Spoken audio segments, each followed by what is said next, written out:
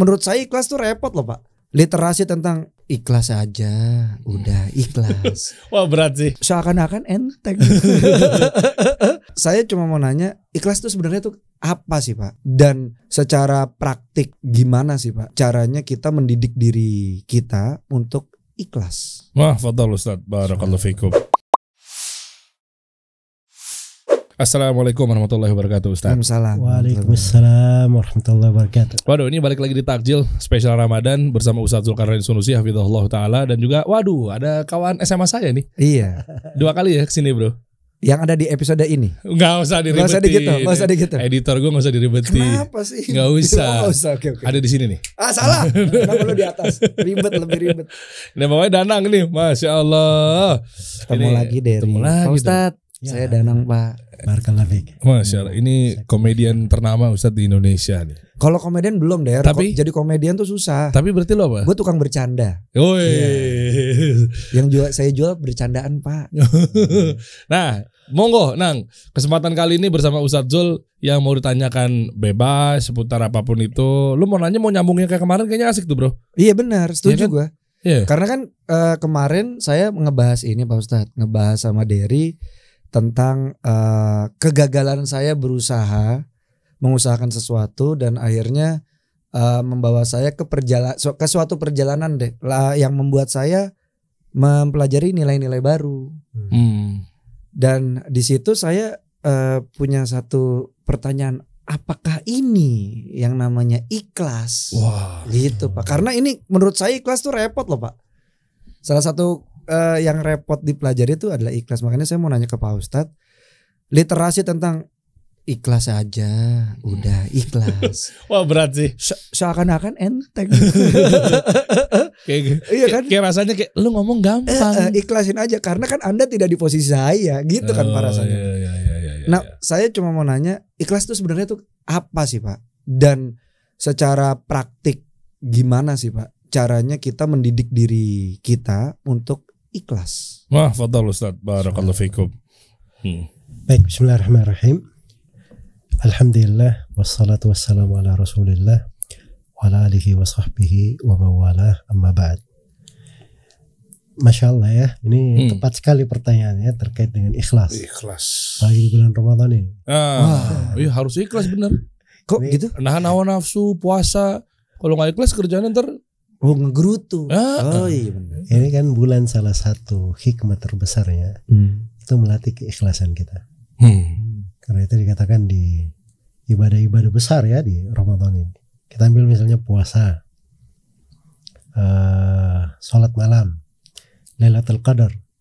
Itu Nabi bersabda, man shoma Ramadhana imanan wa ihtisaban ghufira lahu ma taqaddama min dhanbi.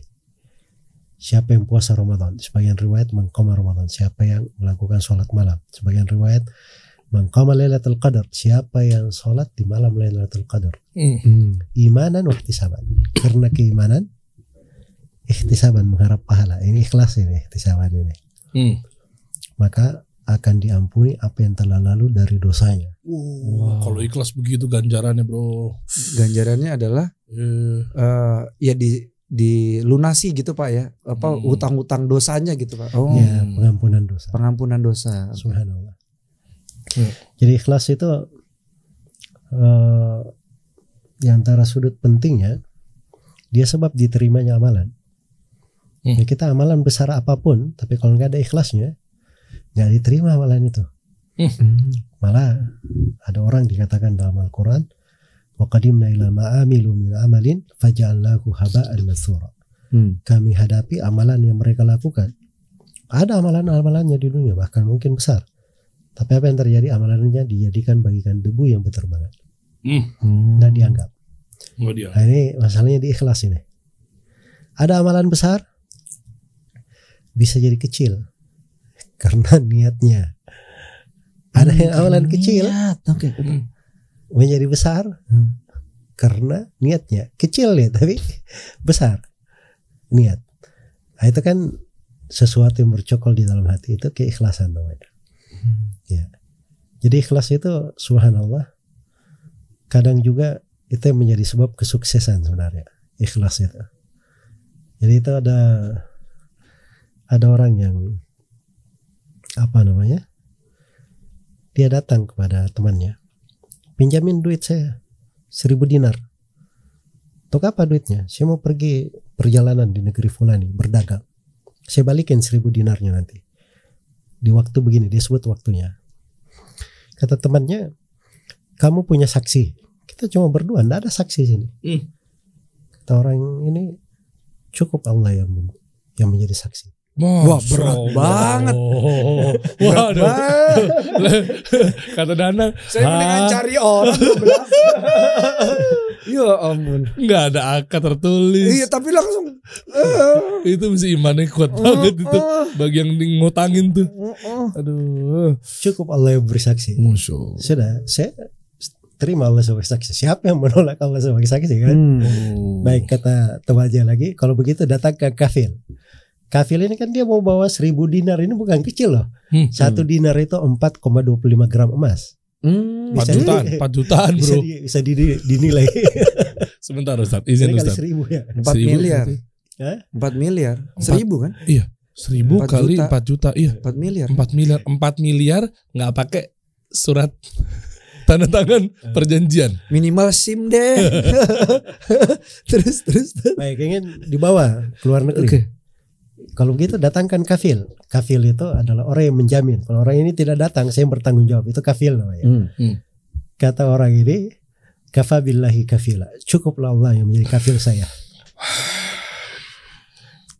Ya sudah, kalau gitu saya kasih. Dikasih Ustaz. Dia kasih. 4 miliar. Ini subhanallah ya.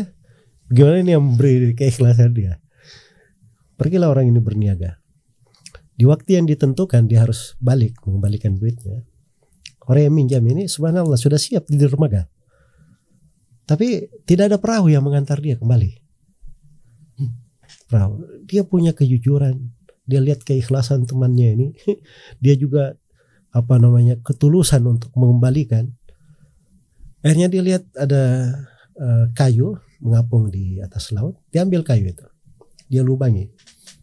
Dia masukkan duit itu 1.000 dinar. Buat balikin duitnya? Ya, terus dia lepas ke laut. Ya Allah, saya lihat teman saya ini, dia minta saksi kepada saya. Saya bilang engkau adalah saksinya. Dia minta kepada saya kafil. Saya bilang engkau adalah kafilnya. Ya Allah, sampaikanlah kayu ini kepada dia. Sudah, lempar kayu ini, lepas. Ke laut dia, tawakal. Itu tentunya dia itu menjamin bahwa dirinya nanti kalau ini nggak nyampe dia pasti bayar gitu. Gitu. Jadi ini bukan dia bayar gak ada ini. Sudah pergi. Temannya yang di sana pemilik duit ini sudah menunggu. Ini kan dia perlu juga duitnya. Biasanya kan kapal ada datang gitu kan.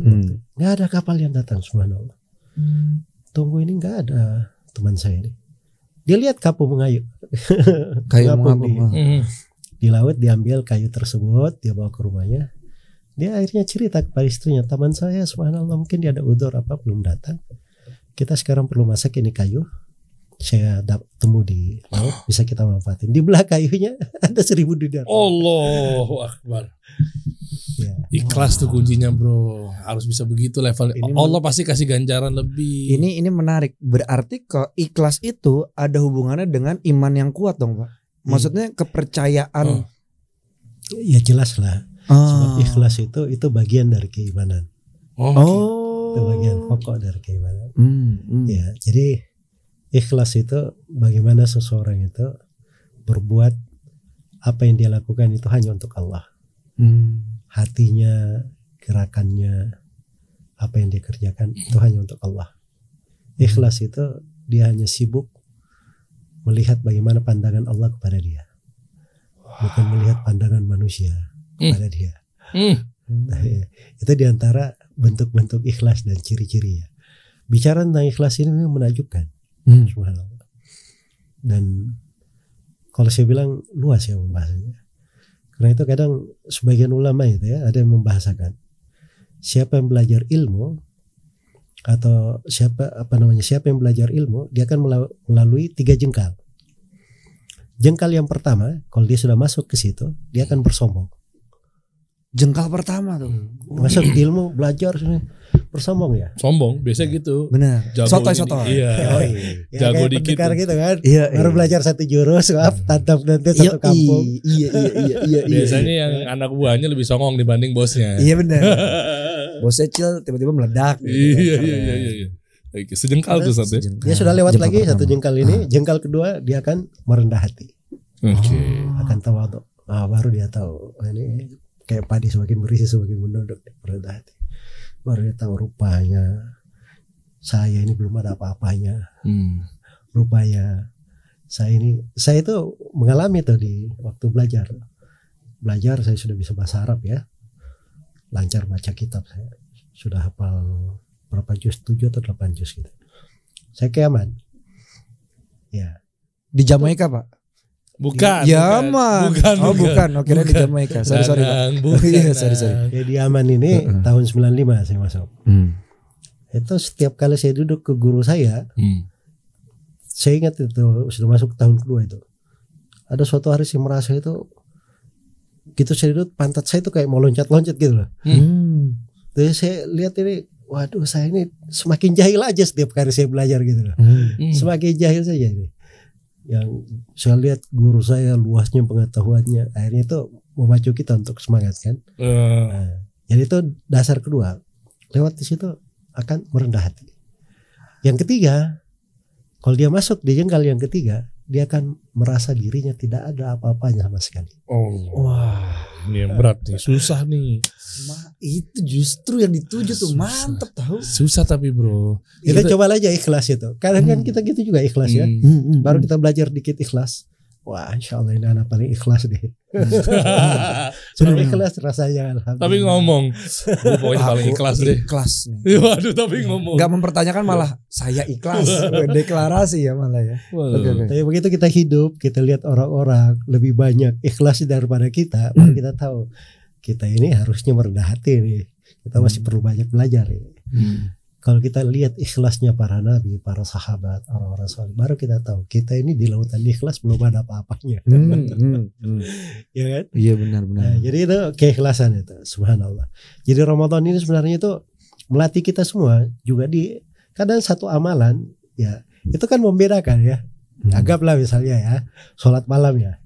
Sholat malam, ada yang sholat malamnya ya rata-rata sih 11 rakaat orang yang di Indonesia, 21 rakaat gitu ya. Ada yang sholat malam kilat kemarin itu ya, yang akhirnya kan tingkat. Yang ngebut banget tuh di Jawa. Ada bro. Ya, nggak tahu tuh. Yang balapan itu. Balapan nih ngebut nih.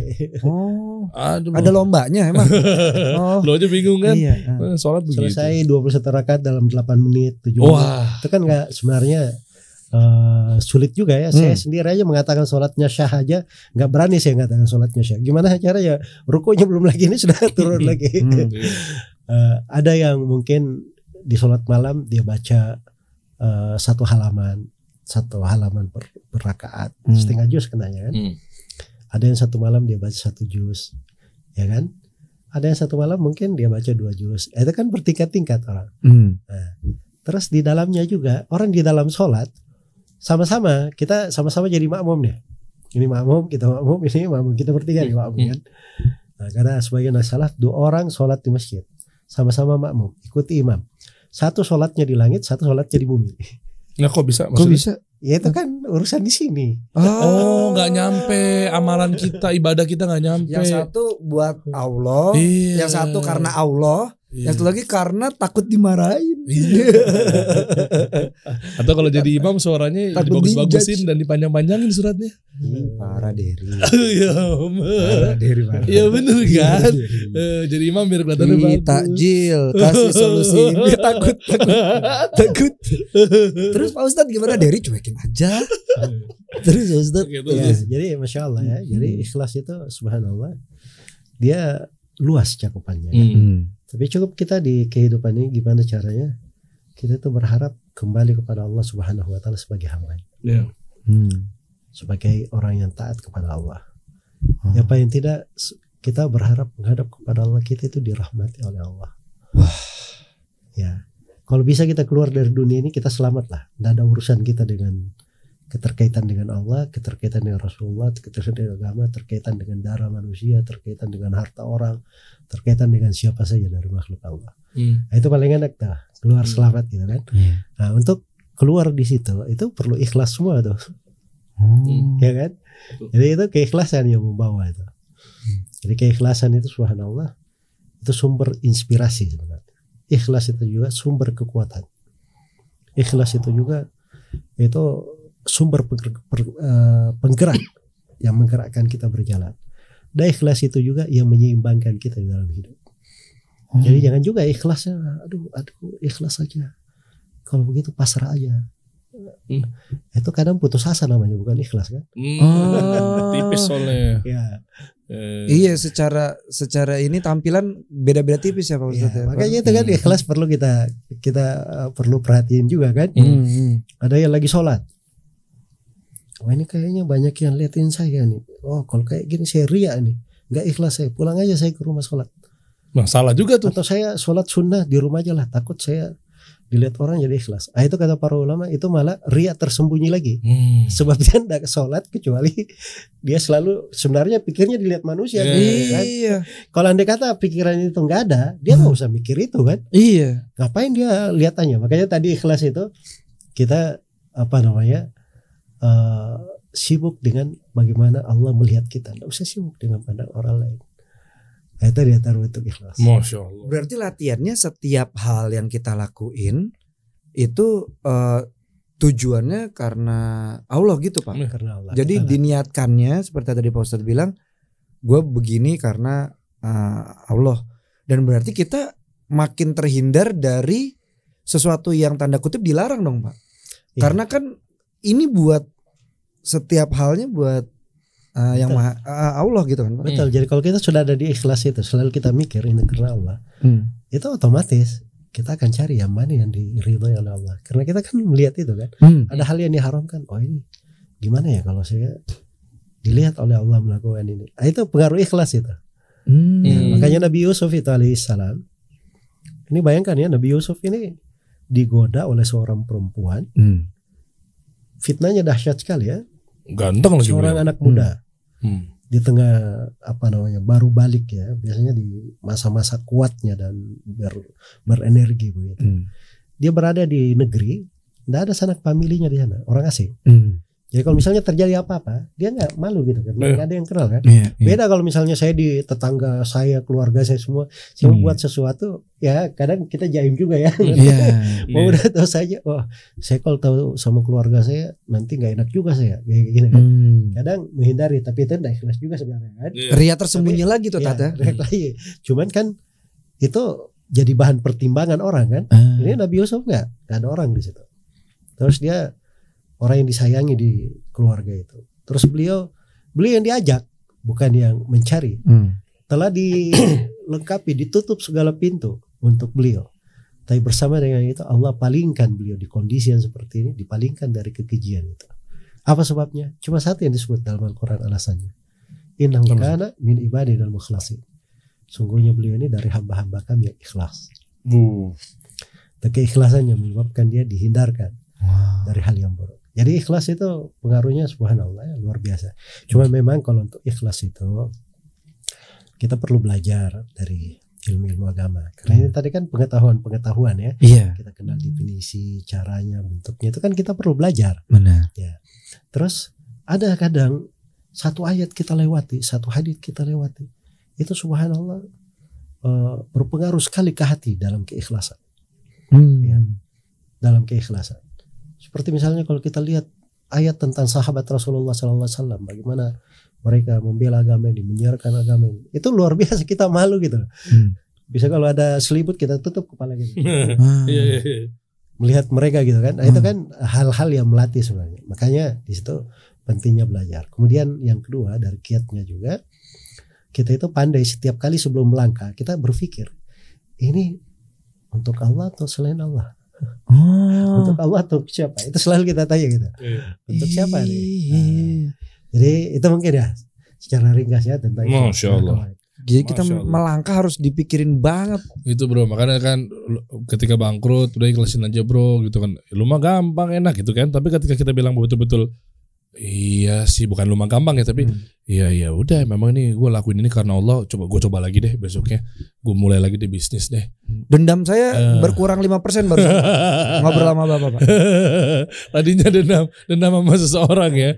Ada masalah apa Pak Danang? Dendam sama diri sendiri sebenarnya. Kenapa begitu ya? Iya. Masya Allah. Ada yang berikutnya lagi mau nanya. Tapi berarti berhubungan dengan itu Pak, apa yang kita usahain itu untuk maksudnya langkah demi langkah kita lakukan karena Allah gitu Pak ya. Iya. Dari segala usaha kan kita berusaha juga untuk menjauhi larangan kan Pak. Betul. Jadi berusaha untuk melakukan sesuatu yang halal. Tapi kenapa halal didempetin sama toyiban Pak? Halal, toyib, halal dan baik. Apakah yang halal belum tentu baik? Apakah yang baik belum tentu halal Pak? Ya benar juga ya. Itu Pak, halalan toyiban. Ya. Halal and toyiban, jangan-jangan bahasa Inggris. Enggak, bukan N-nya Dana. Oh, sorry. Bukan Dan. Sorry. Itu kan ayat Al-Qur'an ya ayuhan nasu kulu mimma fil ardi halalan thayyiban. Sekalian manusia, makanlah apa yang ada di atas muka bumi, apa yang halal lagi thayyiban. Oke. Ya. Jadi itu dua sifat Allah sebut dalam Al-Qur'an. Jadi yang halal itu apa yang dihalalkan oleh Allah, yang haram apa yang diharamkan. Ya kan? Dari hal yang dihalalkan, dari hal yang ada di dalam kehidupan, ada yang thayyib, ada yang khabith. Apa Pak? Khabith. Oke. Ya, kebalikannya. Oke. Ya khabith itu sesuatu yang buruk, tidak bagus. Ya. Yang tidak baik. Nah, itu khabith. Ini kan perintah makan. Makan itu harus thayyiban lah. Bukan cuma halal aja. Saya beri satu contoh ya. Maaf ini ya. Nah, boleh. Maaf banget ini ya. Kenapa Ustaz? Apa hukum maaf ya, kotoran kerbau? Wah. Oh, iya. Najis apa? Najis. Jadi di pendapat banyak dari ulama, hewan yang dimakan dagingnya itu tinjanya itu tidak najis. Wih. Dia bingung. Baru nih seru banget. Sorry. Dia bingung. Terus. Najis. Oh. Baik. Sekarang tindanya tidak najis, halal apa enggak? Halal kan? Halal. Boleh nggak dimakan? Kan halal bro. Makan ya, dong. Kenapa harus ada thayyiban? Sebab ini saya mau nyebut nama website berbahaya. Tapi salah tempat. Jangan. Oh iya sorry. Iya. Oh gitu. Ya, kenapa ada thayyiban? Sebab ini tidak thayyib, dia khabith. Jadi haram dia dimakan. Walaupun dia sebenarnya bukan najis, suci, tapi dari sudut thayyiban dia tidak thayyiban. Makanya hukumnya juga dia menjadi haram untuk dimakan. Tapi kalau buat wudu batal nggak Sat? Kalau nginjek itu habis wudu nginjek teh kebo. Jadi dibangun di atas pendapat ulama yang mengatakan itu tidak najis. Dan juga dibangun di atas pendapat ulama yang mengatakan najis, menginjaknya itu tidak membatalkan wudu. Cuman kita kalau dia bilang najis, dia wajib mencucinya kan begitu. Iya. Kalau tidak najis ya dia hindari aja, dia bersihin aja, kan bagus orang sholat bersih gitu kan. Iya. Tapi kalau kita misalnya dikatakan apakah membatalkan wudu, tidak. Sama dengan ibu-ibu di rumah ya, kadang anaknya buang air kecil atau mentinja gitu, dia bersihin dia ini. Padahal dia sedang berwudu. Sepanjang semuanya sudah dibersihin yang di tangannya, maka wudunya tidak batal. Nah, ini yang banyak belum orang-orang tahu tuh. Iya. Taunya kan habis wudu nih udah kamu deh gantiin popok deh istri misalnya gitu. Ntar aku masa ribet wudu lagi nih. Padahal cuma cuci tangan aja Sat ya. Ya itu enggak ada di pembatal wudu yang disebut oleh. Oke. Tapi tadi menarik ya mengenai balik lagi ke teh kebo tadi. Ya, sopan gak sih ngomongnya? Kotoran kerbau kali ya. Iya. Teh kebo jadi hormat gitu dong. Teh kebo bukan beda. Saya kan minta maaf tadi. Iya betul. Nah, Ustaz udah sopan. Emang Derry sama saya yang jadi problem Tat. Ustaz rapi. Ya, Ustaz rapi. Wibawa. Guru kan ngerti disclaimer. Ngerti. Maaf kotoran kerbau. Kita udah nggak maaf teh kebo. Itu bahasa Inggris teh kebo. Nah, itu menarik mengenai halalan dan toyiban. Berarti ketika memang disinyalir ini halal, tapi baik nggak? Itu dulu tuh. Iya. Karena nggak semua yang halal itu baik, Nang. Iya makanya kan ini kan berhubungan dengan usaha juga kan, Ustadz. Jangan-jangan sebenarnya ini asumsi saya Tat ya. Tapi mungkin kurang baik untuk saya dan sekitar karena belum ada ilmunya dulu, makanya disudahi gitu, izin dari Allahnya. Lu udahan dulu deh, lu belajar dulu baru nanti usaha lagi. Bangkrutnya habis-habisan usahanya Ustaz. Toyib ini ginjal saya tinggal 1 Tat. Jadi makanya tadi gitu ya. Halalan toyiban itu banyak contohnya. Ini kan halal semua ini. Halal iya. Halal semua. Ini halal benar. Ya toyiban juga kita pakai. Tapi bisa dimakan nggak? Nggak bisa. Kalau dimakan jadi nggak toyib. Iya betul. Kan makanya bahasanya itu kulu, makanlah. Itu kan perintah makan. Kalau masalah pemanfaatan itu lain lagi pembahasannya dari pemanfaatan. Oh iya. Begitu Nah berarti kalau sesuatu yang toyib tapi nggak halal ada Tat? Ada lah yang kan kita sudah beri contoh tadi. Oh. Ya, kadang dia toyib dalam artian dia bukan najis. Oke. Oh yang kan kotoran bisa tadi untuk ya. pupuk juga kan sebenarnya. Iya. Toyib juga harus bisa dipakai pupuk ya. Dipuk. Oh sorry. Ditepok Iya, itu. iya. Oke. Atau enggak alkohol ya Zat? Bisa nggak sama nggak? Alkohol nggak toyib kalau untuk memabukan makanya jadi haram gitu nggak? Bukan, beda lagi Zat. Beda. Jadi, bisa nggak tuh? Sebab makanan itu diharamkan itu sudah jelas. Jadi asalnya makan dan minum itu adalah halal. Kecuali kalau ada dalil khusus dalam syariat yang menjelaskan itu adalah haramnya. Di antara sebab dia diharamkan itu banyak sebab. Ada satu karena dia misalnya berbahaya. Bahaya itu kan banyak namanya. Ada untuk racun. Orang makan kaca ya bagus saja kita pasang ini. Ya halal tapi toyib juga sih kalau kita pakai untuk apa gitu kan. Tapi kalau dimakan kacanya habis lagi. Selesai udah lambung. Iya benar. Iya. Nah, jadi itu kuncinya Nang. Iya, jadi mesti tahu. Iyalah, mesti tahu dulu gitu. Karena yang halal belum tentu toyib. Makanya Allah perintahkan dalam firman-Nya kan halalan toyiban. Menarik nih. Mantap ya. Islam itu sebenarnya fluid sekali. Ya, fluid sekali. Ya. Bisa masuk mana aja. Masya Allah. Nah, kalau usaha, soal usaha nih Ustadz. Saya juga dulu termasuk orang yang ngoyo. Jemaikan lagi ya. Ngoyo. Bukan. Saya termasuk orang yang kayaknya tuh maksa gitu. Saya harus kesana gitu. Seberapa sih batas? Karena akhirnya dari pelajaran kemarin ternyata saya belajar soal batas juga Tan. Karena kalau sesuatu nggak ada batasnya, menurut saya akhirnya jadi ngawur. Seberapa sih batas kita bisa bekerja keras tanda kutip gitu Tan. Benar-benar kayak apakah disangkanya ntar malah ngejar dunia bukan akhirat gitu kali ya? Ya mungkin bisa gitu.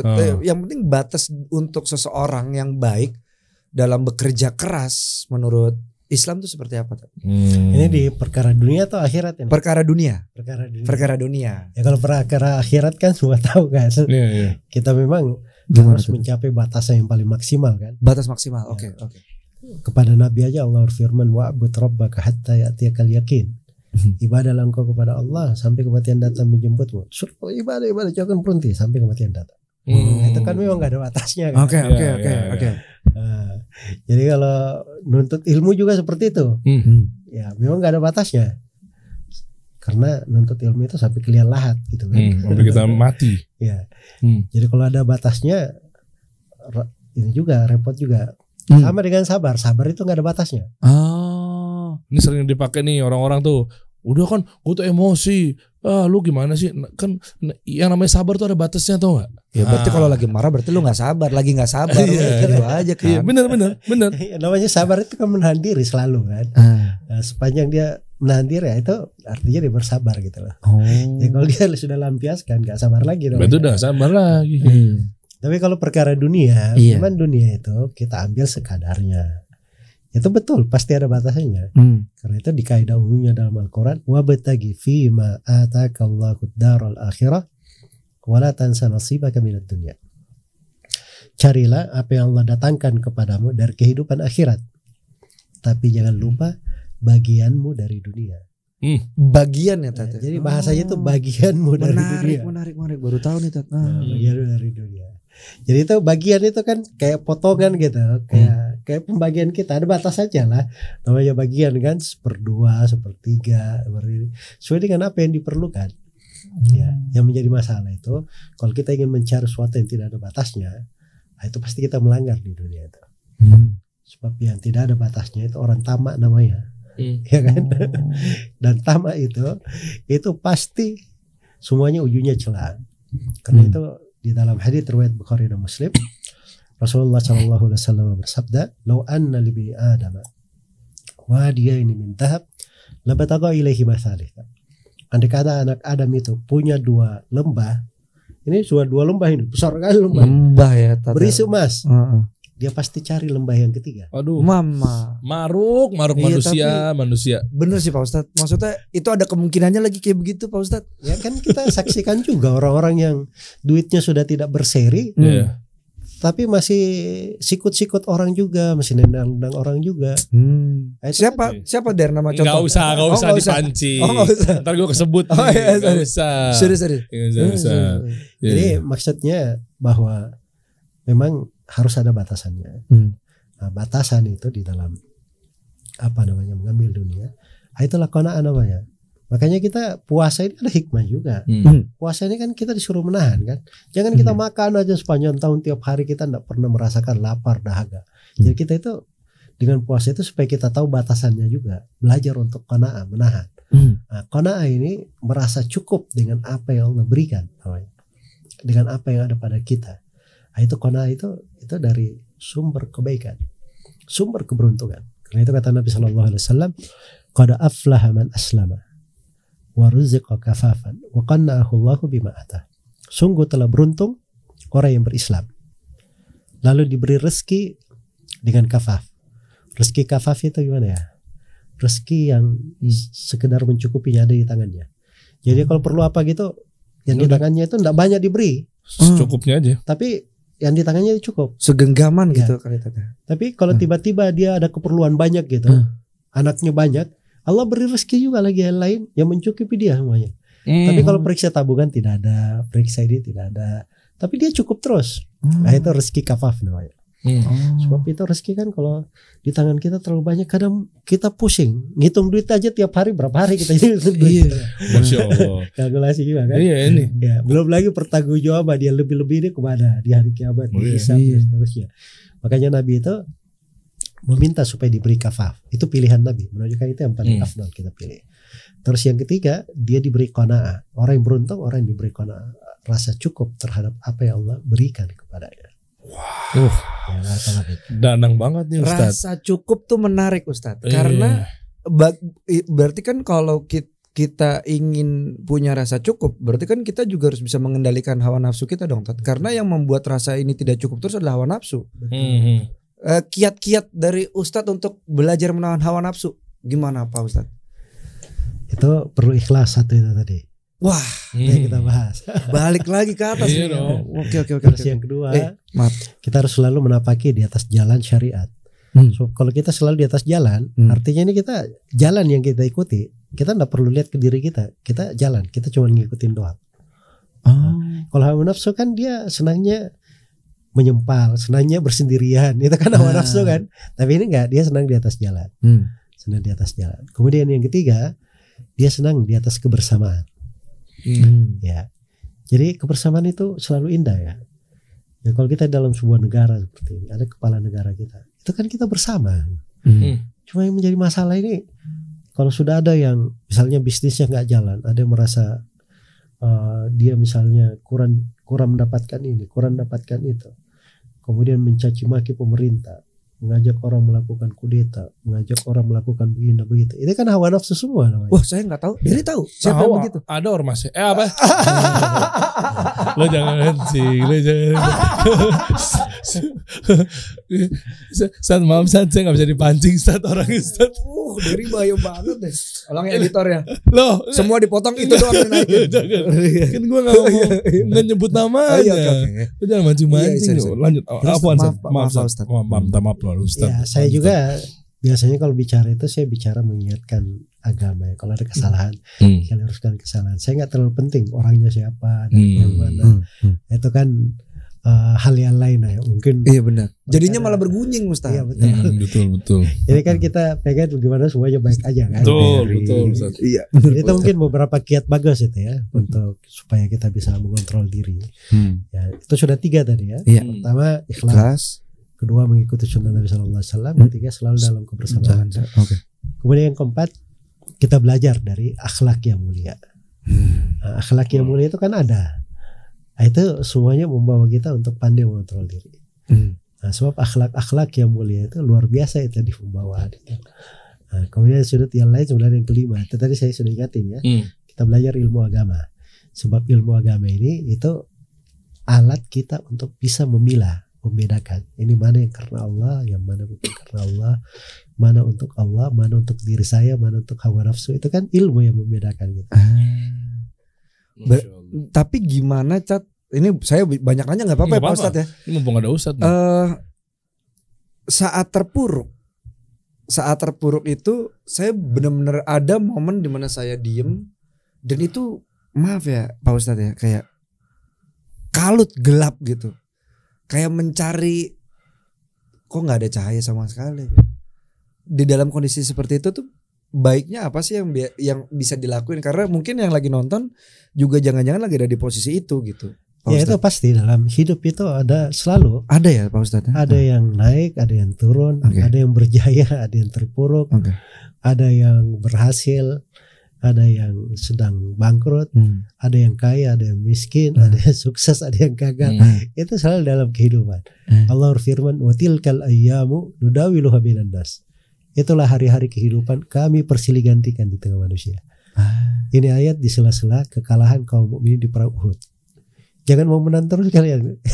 Kalau kalian kalah juga, itu hari-hari memang Allah bergantikan di tengah manusia. Ini saya baru dengar nih ternyata di antara kejayaan kita juga wajar ya, Tate kalah tuh wajar ya. Iya makanya. Ya Allah contohkan ketika di perang Uhud itu. Bedanya kekalahan untuk selain mukmin itu menambah siksaan untuk dia. Tetapi kekalahan untuk seorang mukmin itu membawa berbagai hikmah dan inspirasi pembelajaran. Nah, itu perbedaannya. Makanya di dalam hadits itu Nabi Shallallahu Alaihi Wasallam bersabda, "Likulli amalin syirrah, wa likulli syirratin fatrah. Wa man kanat fatratuhu ila sunnati faqad ihtada, wa man kanat ila ghairi dzalik faqad halak." Setiap amalan ada semangat di belakang. Orang semangat, serius melakukannya. Di belakang setiap semangat pasti ada kelusuan. Akhirnya masa-masa terpuruk itu kan masuk di sini juga kan, lesu, terpuruk. Iya betul. Nah, di situ Nabi kasih ukuran. Ukuran itu sederhana. Siapa yang di masa terpuruk ini, di masa fatra ini, lesu ini, dia tetap di atas sunnah, maka dia di atas hidayah. Oke, kena masalah besar. Tapi kita tetap sholat 5 waktu, alhamdulillah, tetap istighfar, berdoa kepada Allah. Sebagian ulama itu berkata itu orang-orang yang soleh, itu orang yang bertakwa. Itu tidak mungkin Allah tidak berikan apa yang dia minta. Jadi jangan mempermasalahkan dari sudut Allah. Yang masalah itu di sudut kita gitu loh. Nah, kita ini yang banyak masalah. Kita yang belum benar gitu. Itu Pak Ustadz, kadang-kadang kan kita doa-doa kenapa belum dikabulin. Dia mikir Allah belum ngabulin. Padahal kita ini kadang berdoanya nggak ikhlas. Kalau selalu eksternal ya Pak Ustadz ya disalahin. Iya, kalau kita benar Allah pasti beri gitu loh. Itu kan harusnya dihadirkan dan cakep ya seperti itu. Jadi itulah mungkin ya. Masya Allah. Luar biasa Pak Ustadz. Pak Ustadz terima kasih banyak. Iya, jadi kadang kita kalau minta kan hari sholat subuh minta, pas sudah menuju ke sholat zuhur, mana nih kan gue udah minta, katanya Allah yang maha pemberi katanya, mana nih? Itu kan gak ikhlas. Iya. Mintanya aja udah begitu. Kok berani ngatur-ngatur Tuhan? Masa ngatur-ngatur Allah? Udah ngerti, Masya Allah. Iya gak? Kadang suka deg-degan gitu. Orang-orang kadang-kadang ngatur yang bikin ya. Iya. Ngatur takut deh. Bener. Iya. Takut. Ngatur-ngatur yang maha ngatur. Waduh. Aman ya Nang ya? Aman. Udah kebuka Ustadz, semua terima ya. kasih Pak Ustadz. Ya sama-sama Ustadz. Makasih Ustadz. Buat Derry, apa hati-hati lagi? ya. Apa? Hati-hati. Kan aku gak nyebutin namanya. Aku sayang kamu tapi hati-hati. Syukran Ustadz ya. Jazakallah khair. Ustadz terima kasih banyak.